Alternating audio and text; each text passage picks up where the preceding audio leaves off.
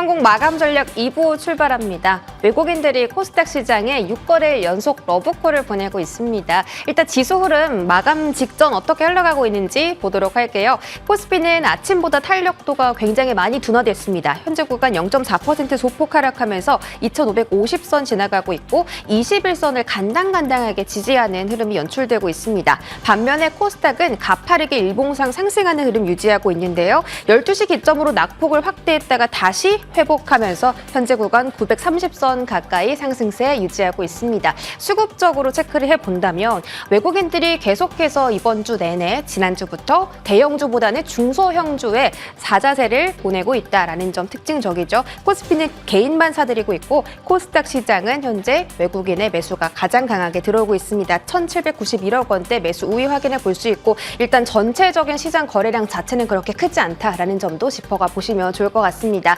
자, 이제 오늘이 8월의 마지막 장이고요. 9월장이 내일부터 시작이 되죠. 그래서 9월에는 어떤 중요한 이슈가 있는지 잠깐 경제지표 일정 체크해 드리려고 합니다.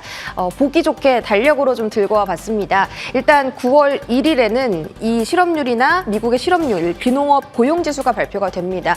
일단 이제 ADP 고용지표가 큰 폭으로 둔화가 되면서 미국 시장이 좀 안도 랠리를 펼쳤었는데 이 부분까지 추가적으로 체크를 해보시면 좋을 것 같고 9월 5일 날 오펙 회의에서 감산 가능성이 있을 수도 있다고 합니다. 만약에 감산을 한다면 유가가 추가적으로 올라가겠죠. 그 부분 체크해 주시면 좋을 것 같고 9월 8일 파월 일장 연설이 있습니다.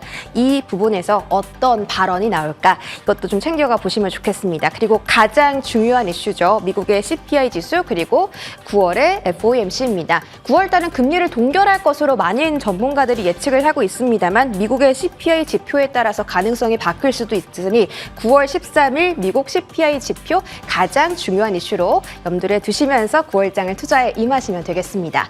자, 오늘장 어떤 테마를 열어볼까요? 이쪽 테마 정말 이야기 많이 하고 싶었습니다. 바로 미용 의료기기 관련주입니다. AI 의료 쪽은 제가 여러 번 설명을 해드렸었는데 미용 기기 쪽만 본 적은 없어서 한번 들고 와봤습니다. 제가 올해 1월 2일부터 현재까지 기준으로 수익률을 좀 직접 집계를 해봤어요. 원택은 237%나 올랐고요. 비올은 185%, 클래시스는 122%나 올해 수익을 챙겼습니다. 원택 같은 경우는 1조 원 시총을 돌파했고 클래시스는 2조 원대 시총을 현재 유지하고 있습니다. 레이저 기기 수출 파이 자체가 커졌다 보니까 이 모든 기업들이 수출에 대해서 매출을 많이 가져갔어요. 전년 동월 대비해서 레이저 기기 수출이 10% 증가했고 앞으로 2030년까지 이 미용 기기 시장이 330조 원 규모로 확대될 전망이라고 합니다. 자, 어떤 모멘텀이 있을까 각각의 종목으로 체크를 해보도록 하겠습니다. 일단 실적은 다 너무 좋습니다. 재미있는 점은 실적이 얼마나 올랐냐에 따라서 주가도 같이 반영되는 그림이 연출되더라고요. 모든 미용기기주들의 공통점이 두 가지가 있는데 첫 번째가 소모품 매출이 확대하고 있다는 점, 두 번째가 해외 매출 비중이 증가하고 있다는 점입니다. 그 레이저를 쓸 때 장비 매출도 중요하겠지만 그 장비에 연결된 팁으로 이렇게 피부 시술을 하잖아요. 그 팁이 소모품이기 때문에 이 소모품 매출이 늘어나면서 이 미용 기기들의 실적이 가파르게 증가를 한 겁니다. 특히 원택은 오늘 MSCI 스몰캡 지수 편입 기대감 때문에 신고가를 경신하는 흐름이 나오기도 했고요. 올리지오 리프팅 너무 유명하죠. 이쪽 매출 성장과 함께 소모품 매출도 챙겨가고 있다는 점. 앞으로는 라비앙이라는 그 리프팅 기기에서 미국의 FDA 인증을 획득했기 때문에 미국 플러스 이 남미 지역까지 이 리프팅 기기로 공략에 나선다라고 합니다. 그럼 그 실적은 또 내년부터 확인이 되겠죠. 그래서 목표 주가는 2만 원대 제시를 받았고 오늘 신고가 흐름보다 더 업사이드가 열려 있다라고 증권가는 분석을 내놨습니다. 비올 흐름도 볼게요. 비올도 매출 정말 좋고 소모품 매출도 1등입니다. 그러니까 비올이 매출을 내는 그 사업 부문 중에서 소모품 매출 1등이라는 거고 수출 파이도 계속 이제 증가하는 추세더라고요. 비올은 이런 이슈가 있습니다. 실펌 X라는 부분에서 중국의 인증 그리고 브라질의 인증을 마무리하고 있기 때문에 연내 인증을 받고 내년부터 이쪽에서도 실적에 찍힐 수 있다라는 점을 챙겨가 보시면 좋겠습니다. 목표 주가 증권가에서 11,000원대 제시를 받았어요. 자, 다음 기업들 볼게요. 원택 뷰얼 말고 클래시스, 제이시스 메디칼도 정말 역대급 사업을 진행하고 있었습니다. 클래시스는 역사상 최대 분기 실적을 이번에 기록을 했고 슈링크 유니버스 정말 유명하죠. 리프팅 쪽에서는 거의 탑으로 꼽히고 있는데 이쪽 매출이 정말 장난 아닙니다. 특히 하반기에는 호주랑 멕시코까지 국가를 넓혀가면서 매출처가 다변화될 것이고 슈링크 유니버스가 특히 그 레이저 팁 소모품이 엄청 소모가 심하기 때문에 이쪽에서 클래시스가 매출을 많이 끌어오고 있는 것으로 보입니다. 볼리머라는 리프팅에서도 해외 진출 본격화하고요. 목표 주가도 역시나 지금보다 더 높은 구간에 제시를 받았습니다. 마지막으로 제이시스 메디칼도 실적 너무 좋고요. 이쪽은 좀 하이엔드 시장을 공략하는 그런 기업이에요. 그리고 앞서서 보신 기업 중에 제일 많은 해외 매출 비중을 차지하고 있습니다. 무려 85%요. 그래서 이 포텐자라는 그 소모품도 일본 시장 매출 확대를 진행 중이고 리니어지라는 리프팅도 국내 시장은 이미 잡았고 앞으로는 동남아 시장 공략할 거다라는 모멘텀이 있습니다. 이렇게 미용기기 관련주도 체크를 해봤습니다. 그런데 주가가 다 너무 많이 올랐다 보니까 좀 새롭고 주가 낮은 종목 없을까 하고 좀 찾아봤습니다. 이 제놀루션이라는 신약 개발 기업이 있어요. 이 시약 기업인데 이 제놀루션이 앞으로 신서 미래 먹거리로 이 미용기기 시장을 선점했다라고 합니다. 그래서 이런 사업을 앞으로 한다고 하는데 이제 개발에 착수했으니까 개발이 완료되고 실적이 찍히려면 시간이 좀 걸리겠죠. 그래도 추후에 미용기기 관련주로 이 종목이 뜬다면 저희 브리핑을 한번 참고를 해보셨으면 좋겠습니다. 자, 주가 흐름 체크해 볼게요. 클래시스 8% 올랐고요. 비올도 3%, 제이시스 메디칼도 2.8%로 자, 월봉을 보신다면 정말 계단식 상승을 이뤄가고 있다라는 점을 체크해 보실 수가 있겠습니다. 하이로닉도 얼마 전에 제가 체크를 해드렸던 점인데 역시나 우상향 추세 잘 유지하고 있고 앞으로 미용기기 관련주들 더 오른다고 하는데 지금 투자 관점 어떨지도 잠시 뒤에 체크를 받아보도록 하겠습니다. 자, 마지막으로 짧게 박셀바이오 이야기 드려보고자 합니다. 간암 치료제에 대한 임상 시험이 종료될 예정이다라는 소식과 함께 어제 상하니까 오늘 추가 상승이 나오고 있습니다. 간암이 참 치료하기 어려운 병이라고 해요. 질병의 높은 확률이 또 재발률도 높고 그리고 치료법도 좀 없다라고 하는데 그래서 이제 간암 치료제가 조금 더 시장에서 집중을 받는 게 아닌가 싶습니다. 다음 화면 볼게요. 일정 간단하게 체크해 드립니다. 다음 주 목요일 날 임상 결과 발표되고요. 11월에서는 미국에서 임상 결과를 발표하고요. 향후에는 임상 2A가 지금 진행 중인 건데 2B 혹은 임상 3상까지 진행할 수 있는지 식약처와 함께 논의할 예정이라고 합니다. 이런 모멘텀들 날짜별로 체크를 해주시면 박셀바이오 주가 분석에 좀 도움이 되겠죠. 앞으로 모멘텀도 다양한 치료제, 동물 항암제 쪽에서 임상시험 진행하고 있다 하니까 추후에도 이슈가 있는지 같이 체크를 해보시면 좋겠습니다. 자, 오늘 주가 볼게요. 아침보다 상승분을 많이 반납했습니다. 이게 저가 매수의 기회가 될지 앞으로 조금 더 추가 상승을 할지는 잠시 뒤에 또 분석을 받아보면 좋겠고요. 지금까지 브리핑 전해드렸습니다.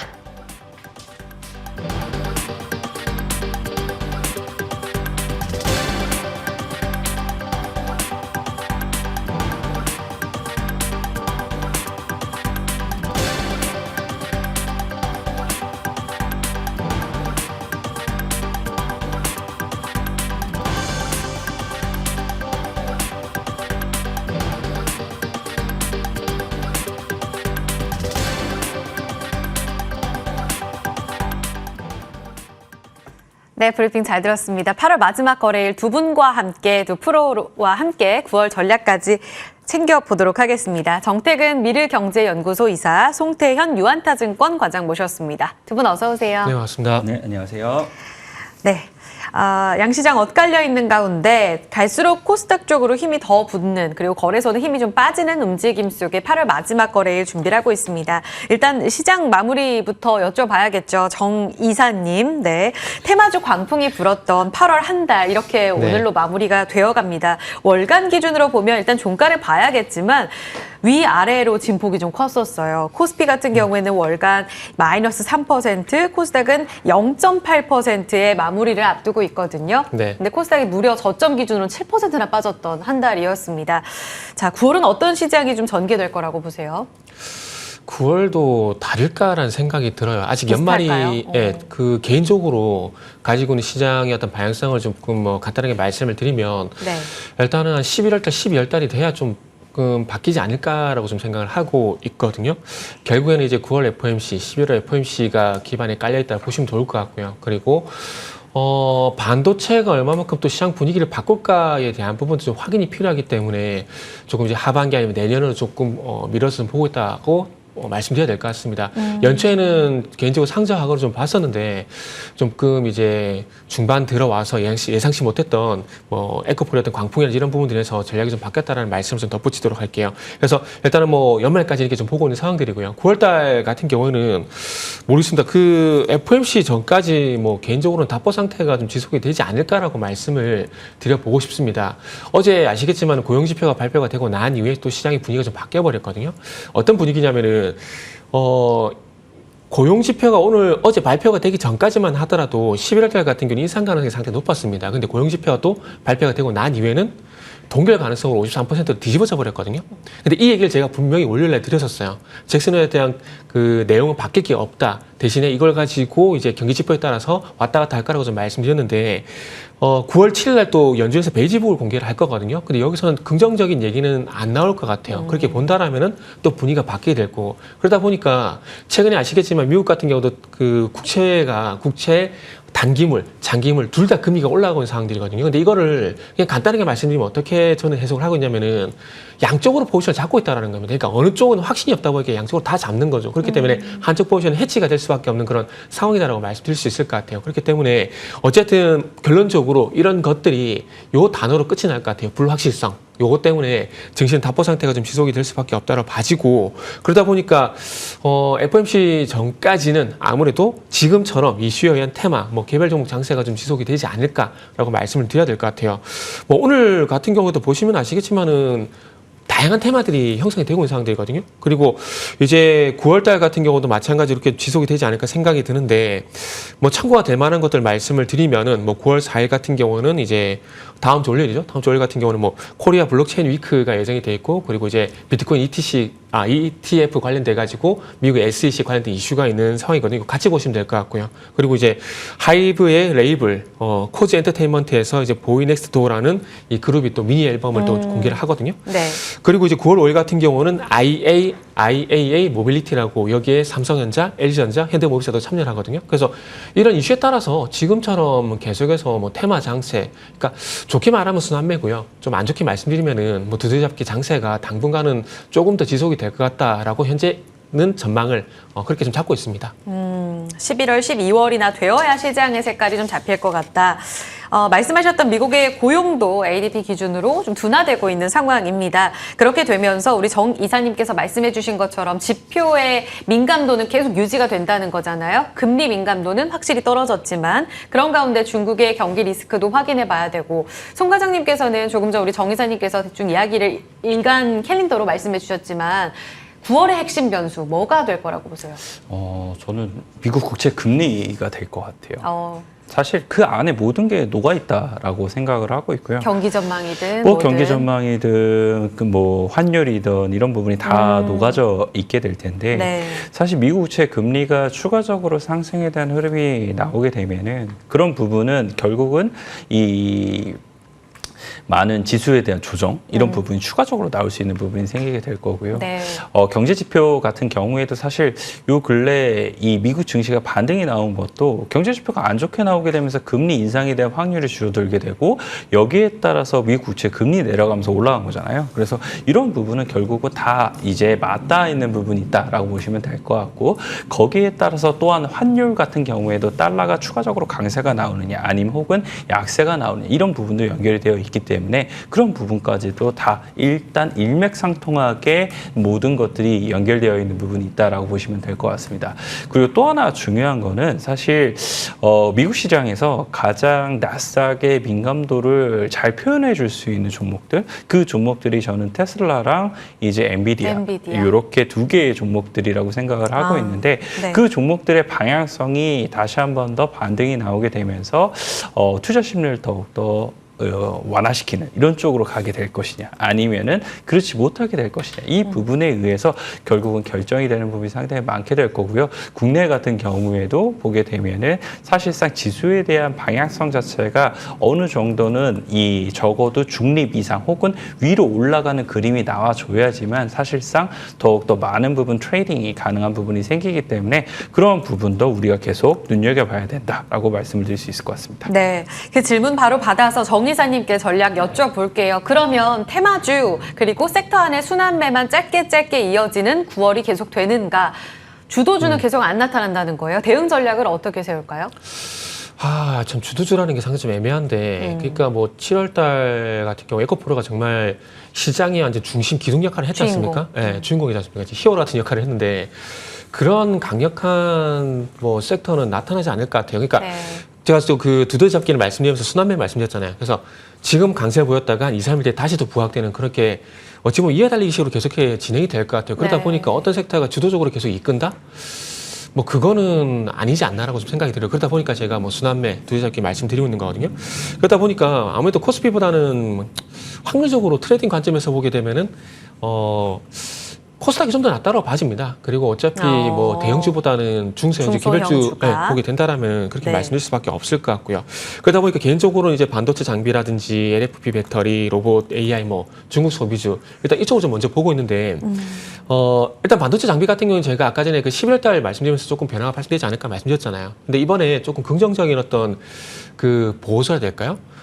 한국무역협회에서 무역 현안 관련 언론 간담회를 했었는데 여기서 네. 제가 주목하는 건 뭐냐면 메모리 반도체. 그러니까 아. 10월 달부터는 이제 수출이 증가세로 전환될 거라고 전망을 하고 있어요. 오. 근데 이거를 반도체 산업협회 자료를 근거를 가지고 얘기를 했거든요. 네. 그래서 이렇게 되면 이제 메모리 반도체 분위기가 좀 바뀌게 된다. 그러면은 어쨌든 지금 수출의 중추적인 역할을 하는 게 반도체거든요. 그럼 반도체 수출이 증가세로 전환되게 되면은 이제 또 이게 또 아시겠지만 우리나라 전체적인 수출도 증가세로 바뀔 수밖에 없어요. 그렇게 된다라면은 반도체가 결국에는 코스피를 이끌 수밖에 없는 그런 연결고리 여기서 나온다라는 거죠. 그러다 보니까 제가 11월 달에 말씀드린 거고, 그래서 이 이슈가 빠르면 9월 달에 반영될지 아니면 12월 달에 반영될지 좀 지켜봐야 되겠지만 지금 분위기 봐서는 12월 달에 반영되지 않을까라고 그래서 말씀을 드린 겁니다. 그리고 네. 거기에 대한 수혜는 이 퍼센테이지일까요? 퍼센테이지 반도체 장비가 더 많다 보시면 되고, 네. 뭐 LFP 배터리 같은 경우는 아시겠지만 기아의 이제 준주형 SUV EV5인가요? 이게 이제 기아 처음으로 또 비아디에 LFP 배터리를 장착하거든요. 그리고 아시겠지만 KG 모빌리티 여기서는 전기차 같은 경우도 이 비아디에 LFP 배터리를 장착하기 때문에, 그리고 중요한 건 CATL하고요. 지금 비아디가 계속해서 지금 완성차 업체들의 LFP 배터리를 계속 점유를 해 나오고 있습니다. 그러다 보니까 아마 계속 이슈가 될 것 같아요. 그리고 우리나라 양극재 기업들이 LFP 배터리용 양극재를 생산한다는 얘기가 나오고 있거든요. 그래서 네. 그런 것들 좀 보게 된다라면 2차 전지 내에서 LFP 배터리 그리고 실리콘 응급제가 좀 답이 되지 않을까 생각이 들고, 네. 로봇은 이것만 짧게 말씀드릴게요. 로봇 같은 경우는 그 네이버가 지금 오늘 삼성전자 로봇 이슈가 되고 있잖아요. 네이버 같은 경우는 지금 이제 또 하이퍼클로버 X를 장착한 로봇을 연내 공개를 한다 그러거든요. 그래서 저는 어떻게 나올지가 되게 궁금해요. 개인적으로. 그러다 보니까 AI, 로봇, 뭐 중국 소비주 네. 뭐 이런 것도 또 추가적으로 관심 가지고 있어요. 네. 아까 반도체가 중추적인 역할을 해줄 것 같다라는 그 이유에 대한 답을 또 같이 주셨네요. 눈여겨보겠습니다. 10월 반도체 수출의 호조 전환 움직임까지 기대해 볼게요. 전략 꼼꼼히 주셨고요. 특징주들로 sek터 포함해서 같이 좀 질문을 드려야 될 것 같아요. 오늘 특징주들 보니까 섹터의 흐름을 반영하는 종목들의 흐름이 많이 묻어나왔습니다. 그 첫 번째로 의료기기, 앞서 브리핑에서도 들으셨는데 올리지오로 유명한 원택이 또 한 번 신고가를 씁니다. 클래시스나 비올, 제이시스 메디칼은 오늘 신고가를 돌파를 아직까지는 못하는데 홀로 원택이 갔어요. 수급 이슈라고 봐야 되는 건지, MSCI 스몰캡 지수 편입? 이것 때문으로 보세요? 꼭 그런 것만 있다고는 생각을 하지 않아요. 뭔가 사실 다른 부분이 있어요? 전반적으로 섹터 전반적인 움직임이 좋았었던 부분이 있었기 때문에 그런 부분에서 같이 동반적으로 올라갔던 부분이 있었었는데, 말씀을 하신 것처럼 수급적인 이슈가 또 하나 더 있기 때문에 보다 다른 종목들보다 더 치고 나가는 이런 모습이 나오고 있다. 이 정도로서 보시는 게 더욱더 맞을 것 같고요.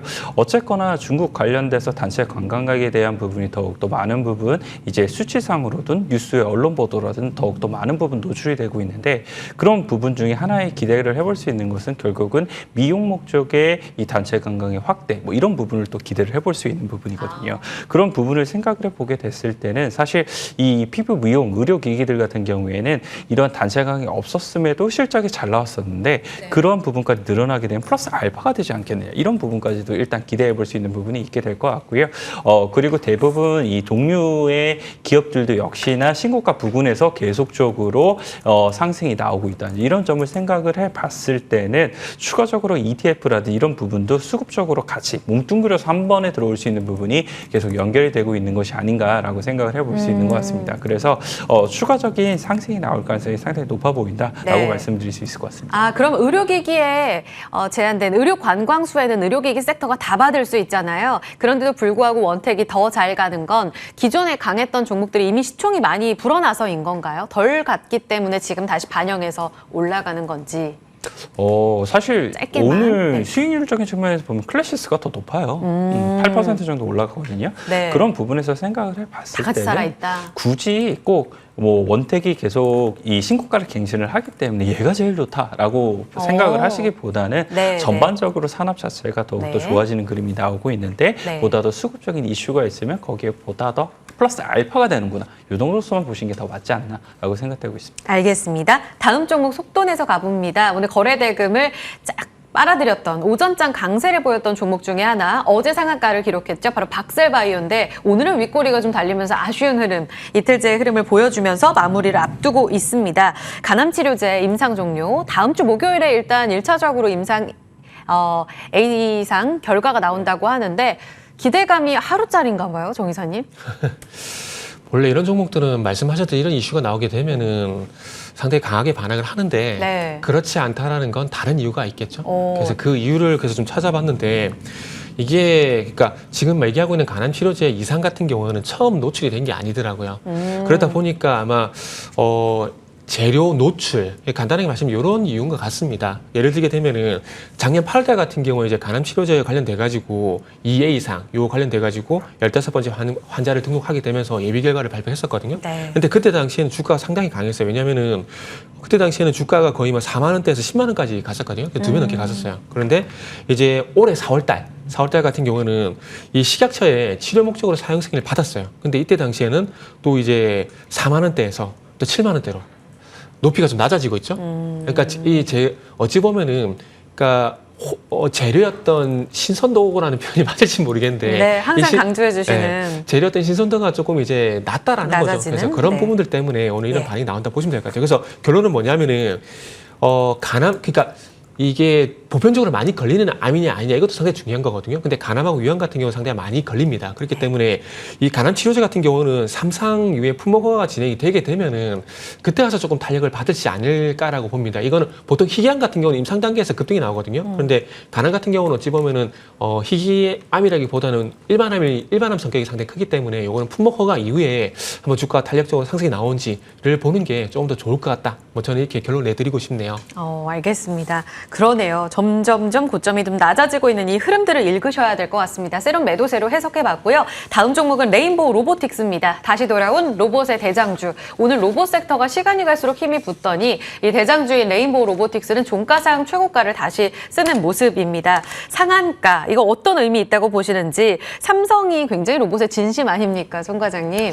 이런 흐름 수혜 다 가져간다고 보면 되는지, 그 로봇 섹터 전략은 또 어떻게 세울지도 궁금해요. 시장이 그만큼 이 뉴스를 기다렸다. 이 기대감을 갖고 있었는데 언제 이런 뉴스가 나오게 되고 그거를 사람들이 많은 부분 기다렸던 부분이 있었었는데 이 뉴스가 나오고 오늘 사실 끝까지 이 상한가로 보냈다는 것은 네. 그만큼 추가적인 상승에 대한 부분도 일부 생각을 하고 있다. 이런 그래요? 부분을 생각을 해볼 수 있는 것 같고요.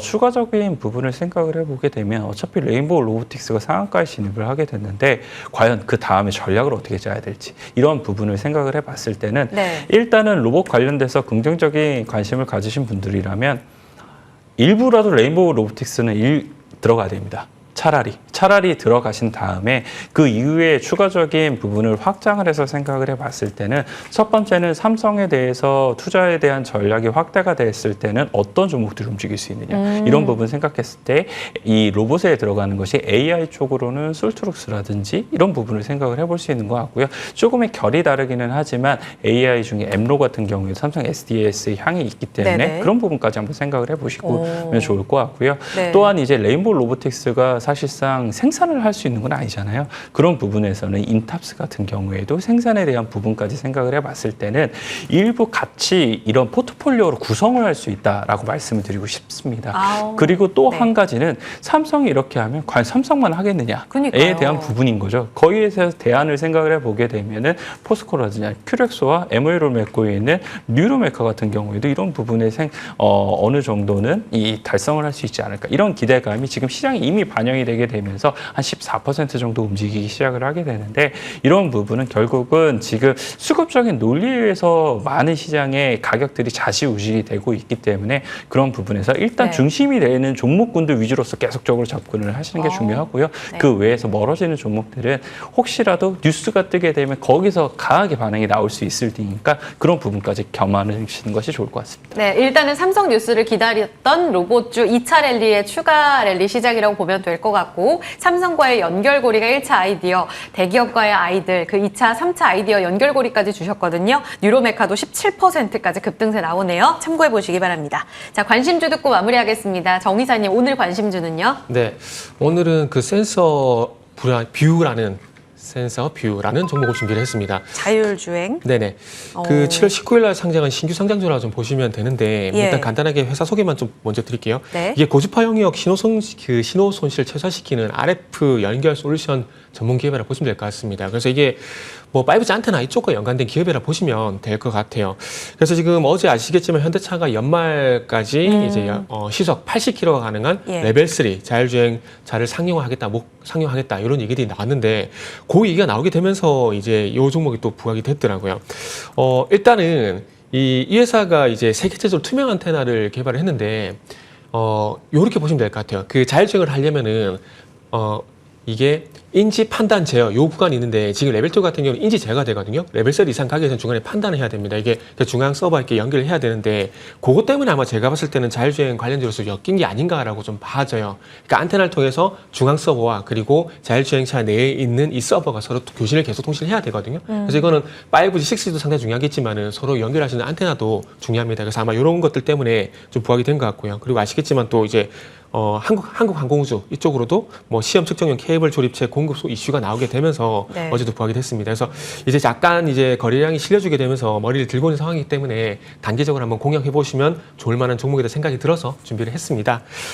매수가 같은 경우는 4,650원에서 4,800원 정도 일단은 생각을 하고 있습니다. 그리고 목표가는 5,500원, 손절가는 4,500원 제시하도록 할게요. 네, 1차적으로 5,500원까지의 강세 움직임 보고 있습니다. 센서뷰 상장 이래 조금 물량 소화하고 있거든요. 눈여겨보시기 바라고요. 송 과장님의 관심주는요? 저 좀 놀랐어요. 저도 자율주행 쪽에서 두 분 골라왔는데 다 좀 많이 놀랐는데 팅크웨어 가지고 왔어요. 통하셨네요. 네. 네. 팅크웨어 같은 경우에는 뭐 두 가지 정도로 보시면 될 것 같아요. 자율주행 관련돼서 자회사인 아이나비 시스템즈가 2022년도에 이미 산업통상자원부 주관 관련된 국제과제에 선정이 된 부분이 있었었고요. 지금 계속적으로 관련된 내용을 더욱더 많은 부분 빌드업하고 있다라고 보시면 될 것 같고요. 현대차 그룹이 사실 1조 넘게 투자를 하게 되면서 4월 달에 많이 이슈가 됐던 것이 포티투닷이었었는데 이 포티투닷이 아이나비 시스템즈에 지분 투자를 한 게 있어요. 네. 그래서 현대차 그룹 관련돼서 자율주행이 더욱더 많은 부분 확대가 되게 되면은 거기서도 이제 이 팅크웨어가 할 수 있는 일이 많지 않겠느냐 이런 부분을 생각을 해볼 수 있는 것 같고요. 아이나비 시스템즈가 결국은 이러한 일들을 더욱더 많은 부분 해내게 되면은 결코 나중에 생각을 해볼 수 있는 거는 상장에 대한 부분도 생각을 해볼 수 있게 있게 될 거잖아요. 그래서 그런 부분까지 장기적인 이런 스토리로 가져가 볼 수 있는 부분이 있다라고 보시면 될 것 같습니다. 또 하나는 이제 팅크웨어가 사실 생활 가전 사업 부분에 있어서 로봇 청소기를 판매를 하고 있어요. 로보락이라는 이제 중국에서 이제 만들고 있는 그런 로봇 청소기를 판매를 하고 있는데 고가임에도 불구하고 이 삼성이라든지 LG보다도 훨씬 더 판매량이 많아요. 그래서 이런 로봇 관련된 부분도 지금 많은 부분 움직이고 있는데 그런 부분에서도 팅크웨어가 주목을 받을 수 있지 않을까 이런 부분까지 생각을 해볼 수 있는 것 같습니다. 그래서 팅크웨어도 바닥에서부터의 반등은 일부 많은 부분 진행이 되기는 했습니다만 추가적인 상승이 나올 가능성이 상당히 높다라고 보시면 될 것 같고요. 1차적인 목표가로는 18,800원을 제시를 해드리지만 추가적인 장기적인 스토리까지 생각을 해보게 되면은 추가 상승이 많은 부분 나올 가능성이 확률이 높다라고 보시면 될 것 같고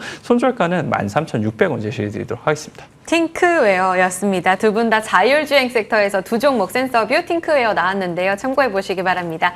관심주까지 듣고 마무리했습니다. 정태근 이사, 송태영 과장 함께했습니다. 고맙습니다. 네, 감사합니다.